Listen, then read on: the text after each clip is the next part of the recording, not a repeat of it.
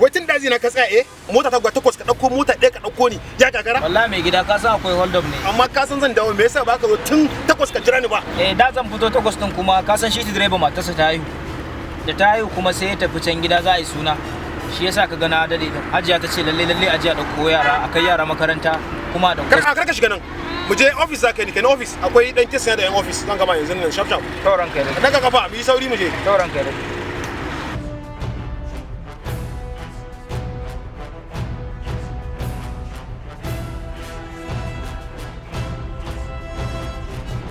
Assalamu alaikum.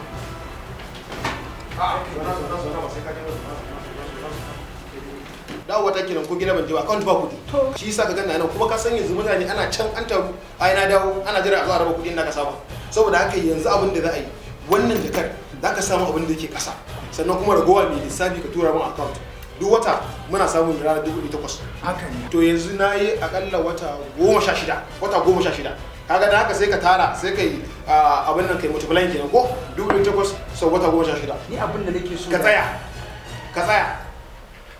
naira babu a wannan kudin na lissafa naira din babu sai na daure ka kana tare saboda me yasa na saka a gurin nan ne ba wai da ka ci gaba da tafiya da harkar nan bane wane haka ne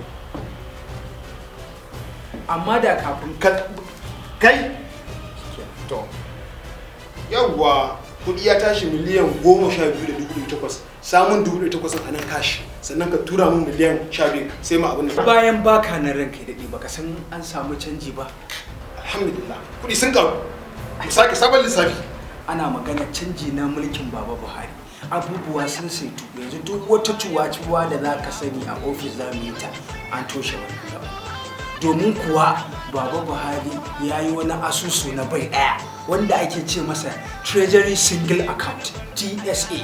duk wata ma'aikata da ka sani ta Najeriya da take samun kuɗi da kuɗi ke shigan mata sai kai ribita wannan magana ta wannan magana banza ce wannan banza ce dole wannan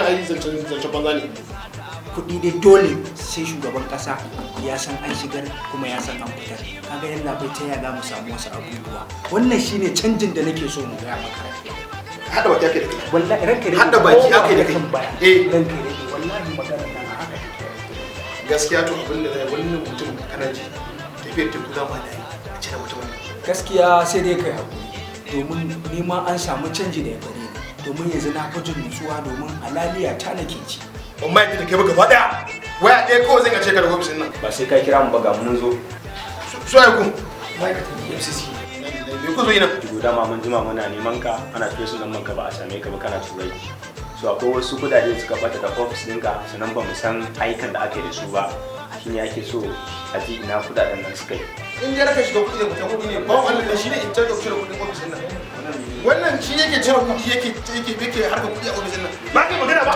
kai ka ga musu ne kake transaction na kuɗi a ofisin nan ba ga musu ba ka gani ko Assalamu alaikum.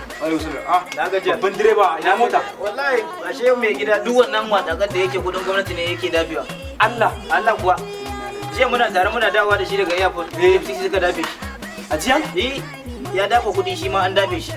Me kake yi kai nan da? Wallahi fasar shi abin Ibrahim Sharri nake jigawa. A ka ce adumi na musamman a wurin shugaban kasa. Shi dai nake ga wannan kafafen yada labari. Shi dai ka ce tafiyar damu da yace. A ba ai tafiyar da yace. A to in ba har ya takwas kaga shi sai ya hudu. Ya ninka. Ya kuma yin hudu. Ya ninka ya hudu so hudu. Ya ninka. Ai mutumin kirki ne. Ai da abin da ka ji wannan mutumin ya faɗa to kamar Bahari ne. Wannan Bahari da taya. Kai me kyau. Karamin Bahari kenan. A Kano mun su. Haka yake ai. Sha'aban sharrada zani. Mai hana gare da tija alfaharin talaka. Baba Buhari dodar